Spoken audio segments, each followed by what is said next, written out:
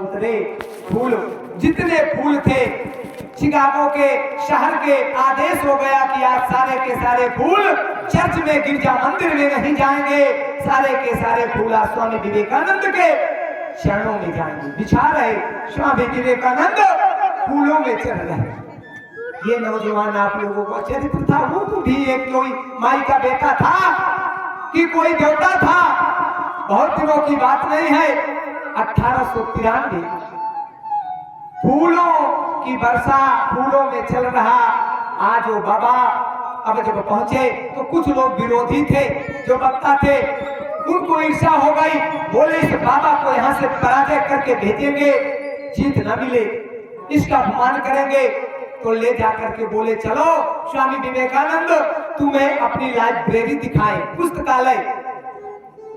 और जब पुस्तकालय में ले गए और वहां बाबा को दिखाए स्वामी विवेकानंद को, तो सबसे जो है ऊपर उनकी कुरान रखी हुई थी और गिरजा पुस्तक रखी थी, कुरान रखी थी और सबसे और नीचे रामायण रखी थी। बोले देखो स्वामी विवेकानंद, हमारे कुरान गिरजा पुस्तक के कितनी ऊपर रखी है, तुम्हारी रामायण का कोई महत्व नहीं, सब बेकार, एक नीचे रखी।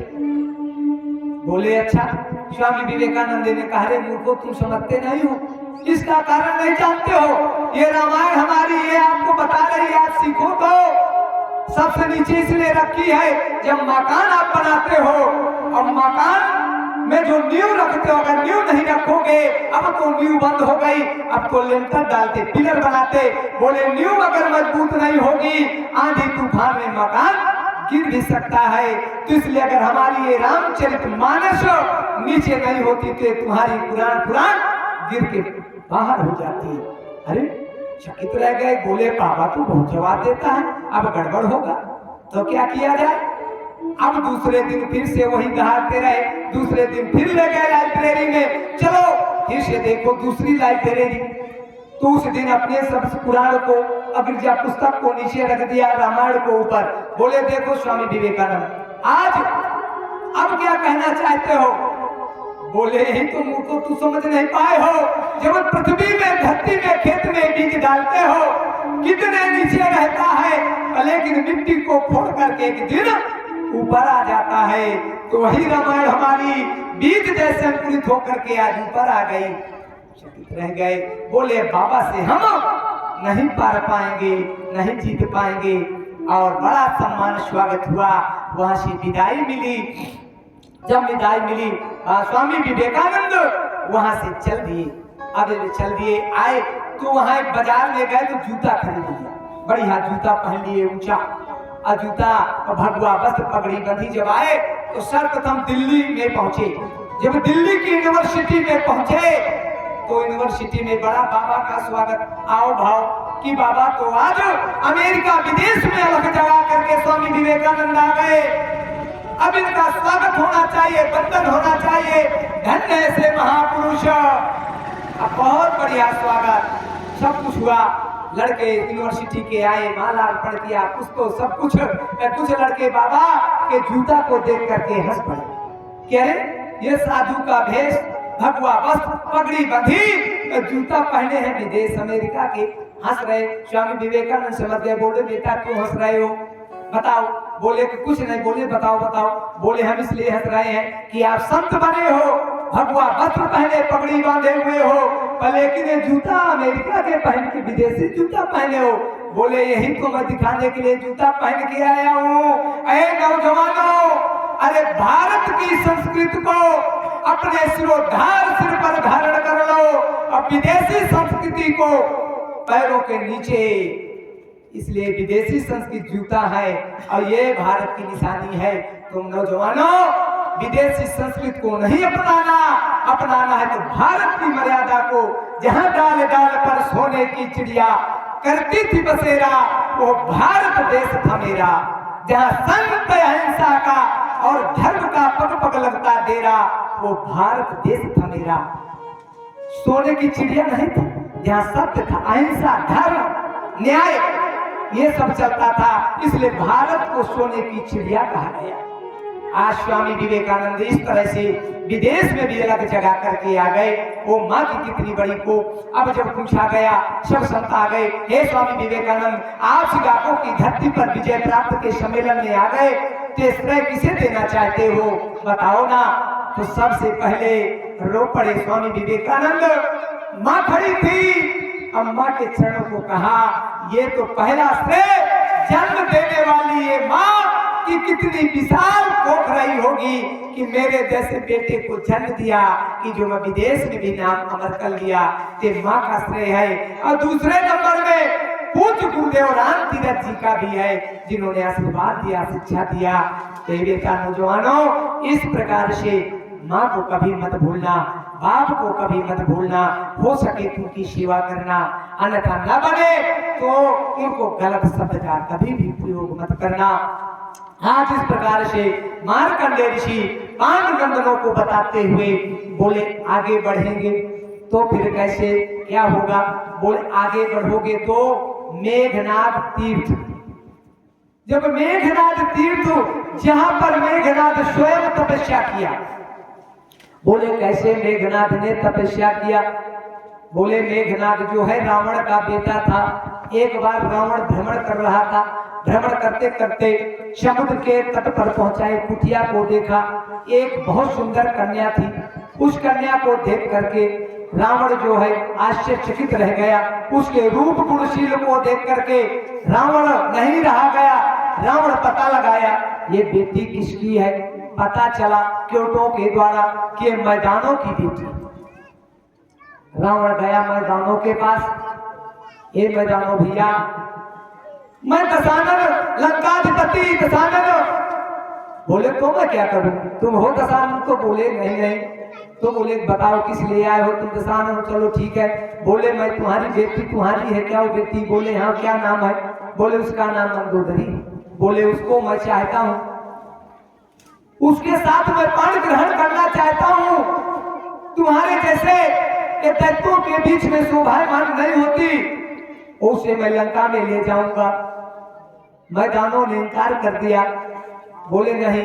रावण ने परिचय दिया, बोले मुझे नहीं जानते हो, और जो जानते थे मैदानों से कहा, बोले रावण है। बोले चलत दशानन डोलत अवनी, सुनत माजनी बिलिघ तरु तरणी। बोले मेरे चलने से धरती कांपती है, डोलती है। बोले अच्छा तो क्या करो? बोले दे दो, दे दो। जब ये कहा तो मैदानों ने सोचा ठीक है कोई बात नहीं, ले जाओ। बैठा करके रथ में रावण ले आया। अब जब ले आया कुछ दिन तक मंदोदरी रही, एक बेटे का जन्म दिया। वो बेटा पैदा ही होते जैसे पैदा हुआ, बाहर निकला, इतनी जोर की गर्जना किया, नाद किया कि देवताओं का भी इंद्र का सिंहासन हिल गया, कप गया। अरे यह तो जब नर्मदा निकली तब, और ये तो कौन है? इतनी बड़ी नाद सुन करके अभी जन्म लिया, इतनी बड़ी नाद। इस नाद को सुन करके उसका नाम मेघनाद रख दिया। भाई नाद किया जन्म ही होते हुए, तो जो गुण के हिसाब से नाम भी कोई कोई रख देते चालू नाम। जैसे कोई काला है तो कहे कल्लू है, नाम रख देते कि नहीं रख देते। कोई किसी प्रकार के हिसाब से छोटा है, इतना छोटू है, सबसे छोटा है, तो गुण के हिसाब से उसका मेघनाद रख दिया नाम। जब मेघनाद नाम रख दिया, मैदानों ने कहा हे दशानन तुम मेरे साथ में गलत किया है, अन्याय किया है, ऐसा नहीं करना चाहिए तुम्हें। ठीक है कोई बात नहीं। मंदोदरी भी खुश है, आज राज सिंहासन पर मांगनी बन करके दशानन के साथ में बैठती। और मेघनाद जब बड़ा होता है तो जाकर के घोर तपस्या करता है, नर्मदा जी के तट पर जा करके और साधना में लग जाता। कुछ दिन भोजन करता, फिर एक टाइम करता, फिर एक दिन 2 दिन में करता, 4 दिन में, 5 दिन में, यहाँ तक कि निराहार रह करके वो तपस्या किया। जितनी तपस्या लोग साधना किए, चाहे वो दैत्य हो चाहे ऋषि मुनि हो, पूरे के पूरे 68,365 स्थानों में ऋषि मुनि नर्मदा के ही तट पर तपस्या साधना किए हैं। इसके बाद फिर भले अलग से किए हो। सबसे बड़ी तपस्या की स्थली नर्मदा तट, वहां पर मेघनाद और साधना तपस्या किया। इसके बाद ब्रह्मदेव प्रसन्न हो गए। ब्रह्मदेव ने कहा, हे मेघनाथ, मांग लो, तुम्हें क्या चाहिए, मैं तुम्हारी तपस्या से प्रसन्न हूँ। पहले देवता बहुत जल्दी प्रसन्न हो जाते थे। बोले, मांगो क्या चाहिए। बोले, मुझे अगर देना चाहते हो तो इतना बड़ा विजेता हो जाऊं कि मैं इंद्र को भी जीत लूं। तो बोले, ठीक है, जाओ, मेरा एक वरदान है, यो मस्त। ये वरदान ब्रह्मा भूल गए, इंद्र देवताओं के राजा हैं, अब ऐसा मुझे वरदान नहीं देना चाहिए, भाव में आकर के दे दिया। अब वो मेघनाथ को जब ये वरदान मिल गया तो इंद्र पर चढ़ाई कर दिया, इंद्र को हरा दिया, तो एक नाम इंद्रजीत पड़ गया। ये विस्तार आप भी जानते हैं। लेकिन तपस्या करता रहा, नर्मदा के तट पर ही तपस्या करके वो सब कुछ पाया। और उसी का विवाह जब नर्मदा तट पर रहा तो वहीं पर भोलेनाथ का मंदिर था, और वहीं पर रुद्राक्ष का पेड़ था। अब जब भोलेनाथ बैठे थे, एक बार ऋषि ने जब तपस्या किया, अंगस्थ ऋषि ने तपस्या किया, तो भगवान के नेत्रों भोलेनाथ खुश हो गए और उनकी तपस्या को देख करके रो पड़े। इतनी जोरदार तपस्या साधना थी कि शरीर को तपा दिया था, बिल्कुल लकड़ी हो गए थे। तो भगवान रो पड़े। जब रो पड़े तो रुद्राक्ष का जन्म हो गया पेड़ का, वहीं पर रुद्राक्ष। फिर से वही संत तपस्या किए तो भोलेनाथ ने फिर से रो पड़े। बोले, संत जी, आप बार बार शरीर को क्यों तपा रहे हैं, लकड़ी बना रहे हैं, ये क्या बात है। बोले कि नहीं, मैं तो तपस्या ही करूंगा। तो फिर आंसू बहे, एक बेटी का जन्म हो गया जिसका नाम सुलोचना। ये शंकर भगवान की बेटी है, आंसू से हुई। वो बेटी पालन पोषण वही संत ने किया, और जब बड़ी हो गई तो वही पापी मेघनाथ ने उसके कर बल के छल के द्वारा उस बेटी को छीन लिया और पाणी ग्रहण कर लिया सुलोचना का। सुलोचना सती थी, उस पापी के यहाँ नहीं जा रही थी, लेकिन इंद्रजीत था, देवताओं को जीत लिया, इंद्र को भी जीत लिया। अगर ऐसा करो गड़बड़ हो जाएगा। माई रेवा ने कहा, जाओ, बहन हो गई कि ना हो गई। बोले, जाओ, वो भी कोई कमजोर नहीं है। मेघनाथ आ गया, जो पैदल होते नाद कर दे, वो साधारण नहीं। ले आया सुलोचना को। सुलोचना नर्मदा जी की परम भक्त निकली, भोलेनाथ की परम भक्त निकली। और एक तरफ से तो पहले सुलोचना को शेषनाग भी ले गए थे। एक रामायण में ये भी है, आप लोग शंका करेंगे, शेषनाग पालक पिता है, शेषनाग के द्वारा मेघनाथ ने भी छीना था, ये भी है। लेकिन शंकर जी से वही नर्मदा के किनारे से ले गए। ये दोनों कथाएं आती हैं। पालक पिता शेषनाग, शेषनाग से मेघनाथ छीन ले गया। बोले, मुझे दे दो, और लेकर के और शादी विवाह कर लिया। वो इतनी धर्मात्मा पूर्ण आत्मा सुलोचना निकली कि तपस्या कर रही है। और लंका में जाकर के भी दशानन से कहा था, हे पिताजी, मैं जो हमेशा माई की तट पर रही अश्वी पुत्री हूँ, तो मैं इस लंका में भी पूजा पाठ करूंगी, आप मुझे हस्तक्षेप मत करना। रावण ने कहा, ठीक है, कोई बात नहीं। तुम्हें भी आदेश दिया, विभीषण को आदेश दिया कि छूट है, तुम भी भगवान का भजन मंदिर बना सकते हो। और दूसरे नंबर में सुलोचना तुमको अब तीसरे का मौका नहीं है। और सुलोचना भी तपस्या करने लगी। आज जो है अघोर तपस्या करती, साधना करी, पति प्राणा हो गई।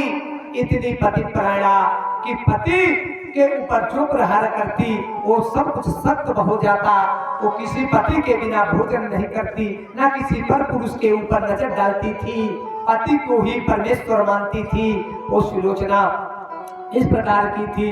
अब जब मेघनाथ जैसे पापी को उसने पा गई तो एक बार मंदोदरी के सामने गई और बोली, माँ, अरे मैं तो उन शिव के नेत्रों से प्रकट हुई, वो पावन भूत भोलेनाथ हैं, भस्मी जमाने वाले, जिनके 12 ज्योतिर्लिंग पूजे जाते हैं। ऐसे मेरे पिता और पालक पिता शेषनाग जो पृथ्वी को धारण करते, और कहां से मैं ये पापी के पास में आ गई। भले आपका बेटा है तो क्या, ये पापी है, न तो देवी देवता को मानते न धर्म को मानते, ये तो पिताजी के कहने पर अत्याचार ही करते रहते हैं, सताते रहते हैं सबको। जो जैसी नारियों को देखते हैं ये लेके आ जाते हैं, ये सब गलत है, ऐसा नहीं होना चाहिए। मंदोदरी ने कहा क्या करें बेटी, अब जैसा है तैसा पालक को है करना ही पड़ेगा जीवन यापन। अंत में अब यही जब हुआ, अब उधर जो है और लक्ष्मण जी की अर्धांगिनी उर्मिला, ये दो सती थी, सुलोचना और उर्मिला, ये दोनों अत्यंत पतिव्रता सती थी। और लक्ष्मण जी की उर्मिला, जब लक्ष्मण भैया अब चले थे वनवास के लिए राम जी के साथ में, तो राम जी गए और माँ कौशल्या जी को प्रणाम किया। पीछे पीछे जानकी जनक लाडली भी गई और माँ को प्रणाम किया। हे माँ, मैं भी जा रही हूँ।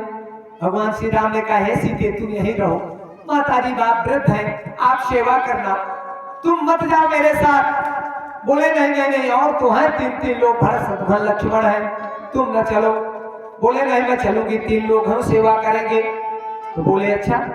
बोले मैं उनके लिए नहीं देख रही हूँ, मैं तो तुम्हारे लिए चल रही हूँ कि पति से बढ़ करके कोई सेवा नहीं है, मेरा परम कर्तव्य है, इसलिए मैं चलूंगी आपके साथ में।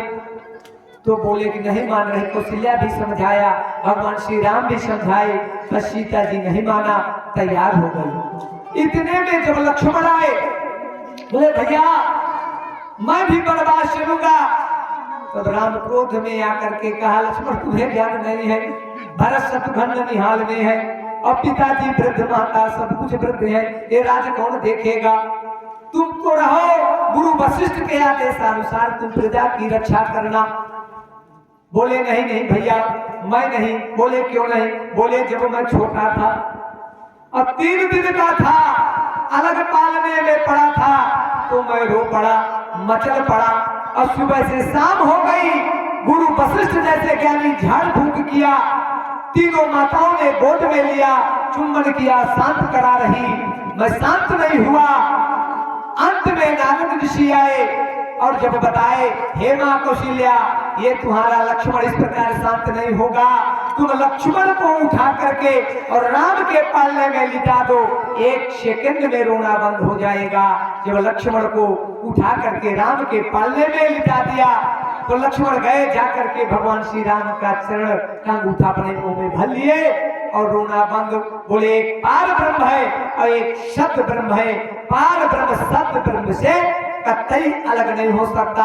गिरा अरध जल बीच सम, कहियत भिन्न न भिन्न, बंदहु श्री सीता राम जी पद, तिनहि परम प्रिय खिन्न। जैसे वाणी कहीं अलग हो सकती, जीभ ये मुंह से नहीं हो सकती, इसको काट के अलग रख दो कि बोले नहीं बोलेगी, जब यही रहेगी तो बोलेगी। जिस प्रकार से मुंह से दांतों के बीच से ये जीभ हमारी वाणी अलग नहीं हो सकती, और जल से लहरें भी अलग नहीं हो सकती, जाएंगी लहरें समुद्र की लेकिन फिर जल में आ जाती। इस प्रकार पार ब्रह्म शब्द ब्रह्म से अलग नहीं हो सकते। अब आप गलत किया है तो मैं 1 दिन 3 दिन नहीं आपके बिना रह सका, तो 14 वर्ष कभी रह पाऊंगा, चलूंगा जरूर चलूंगा। हे माँ कौशल्या मुझे आशीर्वाद दो। कौशल्या माँ राम लक्ष्मण दोनों को आशीर्वाद दिया, तिलक किया। हे राम, अगर आज अयोध्या के आंगन से ये दोनों राजकुमारों का, हंसों का जोड़ा विदाई ले रहा है, हे राम तेरी माँ कौशल्या का आदेश वचन कि लक्ष्मण सुमित्रा के बेटा लक्ष्मण के जीवन में अगर कुछ वनवास में हो जाए तो तुम सारा का सारा जीवन वनवास में व्यतीत कर देना, अन्यथा अयोध्या में लौट करके मुंह मत दिखाना राम। ये कौशल्या माँ ने राम को कहा था। बोले जाओ। राम ने वचन दिया था कि ठीक है माँ, तेरे चरणों की सौगंध चाहे मुझे हो जाए, लेकिन ये सुमित्रा नंदन को कुछ नहीं होने दूंगा। अब जब लक्ष्मण को आशीर्वाद मिल गया कि माँ ने मुझे आशीर्वाद दे दिया, कोई भेद नहीं था कि कौशल्या है कि माँ की सुमित्रा है। उन्होंने कहा चलो भैया चले। अब एक पहरेदार लक्ष्मण ने खड़ा कर दिया था कि कहीं मैं कौशल्या माँ से अंदर चला जाऊं और सेवा में लग जाऊं तो राम और सीता जी निकल ना जाएं, तो जब तक मैं ना जाऊं ये पहरेदार तब तक जाने नहीं देना, चाहे तुझे मर जाना पड़े। ये भी लक्ष्मण शंका थे कि छोड़ के ना चले जाएं। जब मिल गया आशीर्वाद चल देने लगे तो भगवान श्री राम ने कहा लक्ष्मण चलोगे? बोले हाँ। तो बोले चलोगे तो जा करके मैं सुमित्रा माँ से आशीर्वाद ले लिया हूं और तुम भी ले लो और थोड़ा उर्मिला से मिल लो। रामचरितमानस में तो उर्मिला का नहीं, लेकिन राधे श्याम रामायण में उर्मिला का है कि लक्ष्मण जी उर्मिला से मिलने के लिए गए। तो जब गए सुमित्रा से पहले मिले लक्ष्मण जी और जा करके चरणों को पकड़ा और पकड़ करके प्रणाम किया, रो पड़े, बोली मां मुझे आशीर्वाद दो, मैं भैया श्री राम जी की जनक जननी माता सीता जी की सेवा के लिए जा रहा हूं 14 वर्ष। सुमित्रा ने कहा बेटा जाओ, आशीर्वाद है, लेकिन एक बात का ध्यान रखना, उनको भैया भाभी मान के सेवा मत करना। अरे मानना तो महतारी बाप मान करके, माता पिता मान करके सेवा करना।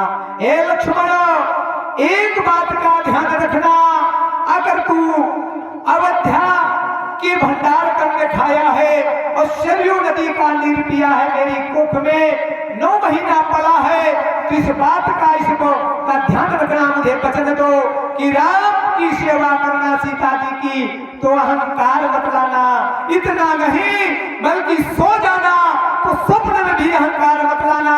लक्ष्मण चरण पकड़ करके माँ के कहा हे माँ तेरे चरणों की सौगंध, तेरा ये लाल 14 महीना सोएगा नहीं, जगत ही रह जाएगा, तो स्वप्न कहां से आएगा।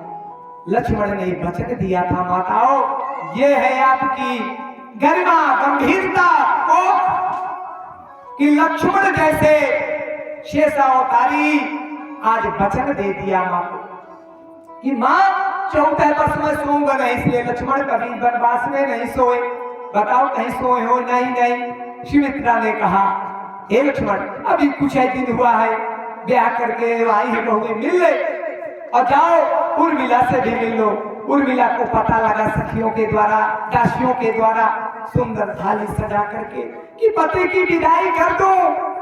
कौन नारी नहीं चाहती कि बहुत दिनों से पति आए, उनका दर्शन न करूं, और थाली लेकर के दीपक को जला करके और कुमकुम अक्षर चावल फूल रख करके निकली, देरी में खड़ी थी, आएंगे जरूर आएंगे। लेकिन रामायण में नहीं, लक्ष्मण जी नहीं गए, राधे श्याम रामायण में गए और जा करके उर्मिला के पास गए और कहते क्या है उर्मिला से, उर्मिला उर्मिला विदा करो, यह दिन है उत्साह बढ़ाने का, माँ ने भी मुझे आज्ञा दे दी है बन जाने का।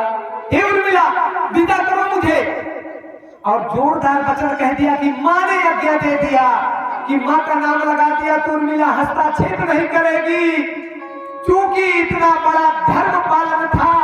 राजा जनक की बेटी थी सगी सीता, उर्मिला सगी बहन, तो इसलिए माँ का इतना बड़ा सास का वो जो है पालन, धर्म का पालन करती थी, मर्यादित रहती थी कि सास की बात को नहीं काट सकती उर्मिला।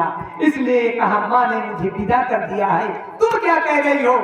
उर्मिला ने कहा जब तुम बन जाने को हो तैयार तो किस लिए यहाँ ठहरे हो, जाओ ना।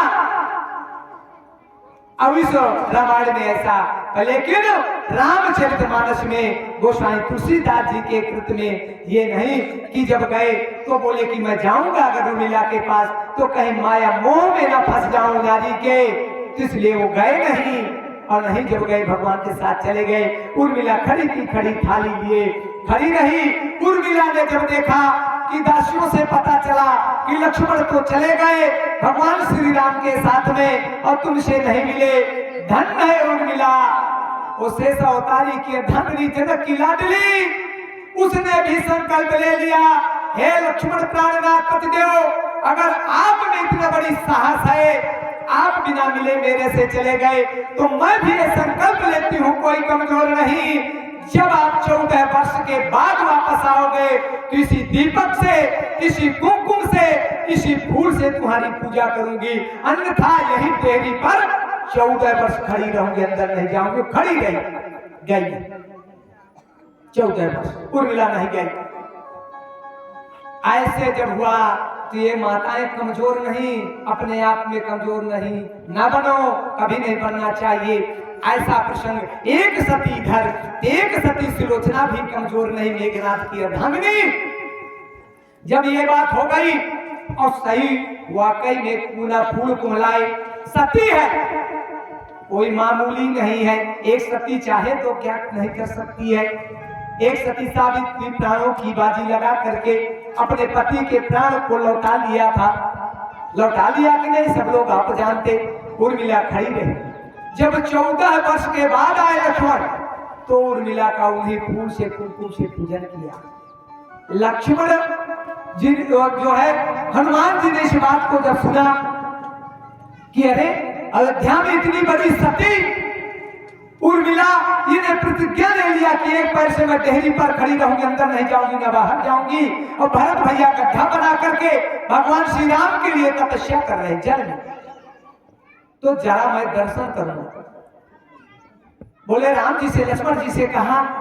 अंजनी नंदन हनुमान जी ने लक्ष्मण जी ने कहा, हे अंजनी नंदन मुझसे मत कहो, अगर तुम्हें अयोध्या का दर्शन करना है तो भैया श्री राम से। बोले नहीं उसे नहीं मैं कह पाऊंगा। लक्ष्मण मुझे वचन दो कि मैं अयोध्या में उर्मिला जैसे सती का दर्शन कर लूं, भरत जैसे भाई का दर्शन कर लूं, मांडवी सुतकृत्री जैसे सतियों का दर्शन कर लूं। अभी तो मैं आपके इधर घूम रहा हूं, साथ में सीता जी की खोज करवाऊंगा सब कुछ, लेकिन मैं इसी बीच में चाहता हूं कितनी मेरी आंखें प्यासी है कि अयोध्या नगरी का मैं सतियों का दर्शन करूं, मुझे रहा नहीं जा रहा। तो लक्ष्मण ने आशीर्वाद दिया, वचन दिया था, हे हनुमान चिंता मत करो, जब लंका की धरती पर भूमि पर और मेरा मेघनाद का युद्ध होगा और मेघनाद के द्वारा मुझे शक्ति लगेगी और मैं नकली मूर्छा करके जमीन पे लेट जाऊंगा। उसी समय तुम जाना। अशुखेन वैद्य बताएंगे सजूनी बूटी लाओ।